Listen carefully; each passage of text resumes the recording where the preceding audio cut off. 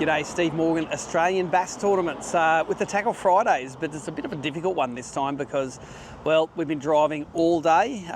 Started off in Mackay this morning, went to Peter Faust yesterday to check out all the stuff for the upcoming Barra Tour. There are new managers there, they're really cool. Give us a run of the park to do what we like. It's going to be an epic Barra Tour in about 3 or 4 weeks' time. Since then, we went for a little fish on Faust as well. There's a photo right here of one of the barra we caught last night. Don't worry, going to be plenty of barra around for the Faust legs of the Barra Tour. But we've been driving all day since, and I thought maybe it's time to go through some of the things I look for and how my boat's set up for travelling, because I do a lot of it. This year, this boat's been down as far as down south, Huon River in Tasmania in the south, up to Cairns and Lake Tinaroo up in the north where we've just been, and a lot of places in between. I normally do around 50,000 k's a year on my car, probably 35,000 k's of that is towing. So, and touch wood, no major incidents yet, but let me show you why. I always carry a lot of spares with me. So we'll start down here. The Bass Cat trailer comes with a fully dressed hub. So this has got the bearings inside it, it's got the bearing cap on it, it's got a spare hub there. It's not a braked hub. If I have a problem with the braked hub, I'll take the brake caliper off and I'll zip tie it up to the frame.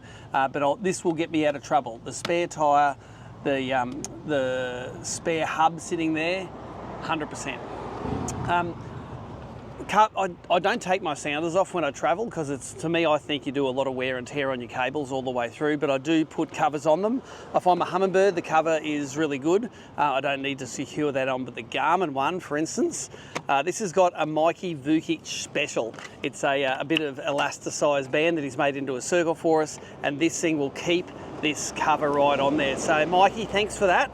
I know when I left my boat at your place in February this year, that's when that happened. So thirdly, my power pole move stows pretty nicely there. I don't have to do much to that. It does have a strap where I'll strap it down, but if I forget to do that, that's no biggies whatsoever. A few trucks going past here too, by the way.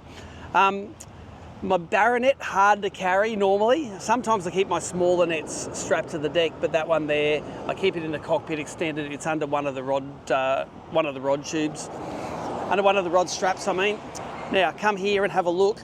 I travel with all my rods sitting like this, so I keep the reels on them. If I was really serious or if it was away to an event, it may come with the rods not on them and the reels separate, but I leave a couple rigged up, the ones I mainly use up on top, but all of the barra lures, I might grab that photo, that camera, Nicole, all the barra lures sitting right down the middle underneath there, so it makes it quite heavy, the boat, but it is a really good place to shove those voluminous lures that we have there.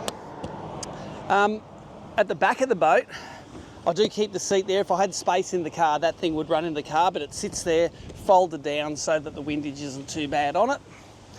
Whenever I stop, make sure that the hubs are all cool, wheels are cool, means the bearings are good.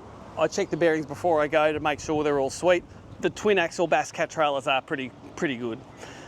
They tow really nicely. Some things that I find really essential are these. These are the boat buckles. If you haven't got them on your boat, you're doing yourself a disservice. They are this quick to do and undo when you get rear, and they are super strong. I've been rear-ended before, and these are the only things that stop the boat going up into the cab.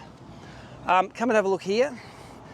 On my hydraulic steering, I've got these. These are the DD26 mounts. Have a look on this side here. They are the only ones I find that don't get wrecked. We actually sell some at ABT, the plastic ones. They don't last more than 6 months to a year. These ones last, and I've got the DD26 motor mount down here. So this one here, you'll see how it fits in.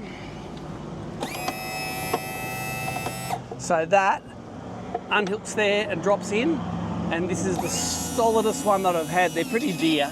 I imported that one, it was $300 or $400, but I think to keep the V8 in shape, super. I normally travel with the drift paddles for the power poles off, but I did use them last night, and I thought I'll just leave them on the way back through. But they go sideways to be aerodynamic, and they have the straps on them as well, so you can tighten them up and keep them out of the road. Main thing when you're towing is don't go too fast. If I want to match the traffic that's all going 115 and 110 zone, I'm going to use heaps more juice, usually around 20 to 30% more juice than if I'm sitting on about, say, 95 to 100 kilometres an hour. So we've been sitting on that today.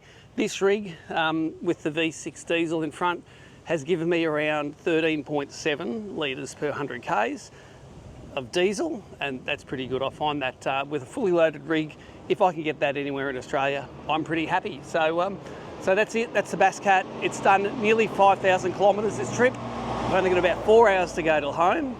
We'll get home to the office after work tonight, get packed up for a Barra tour in 3 weeks. That's Tackle Fridays.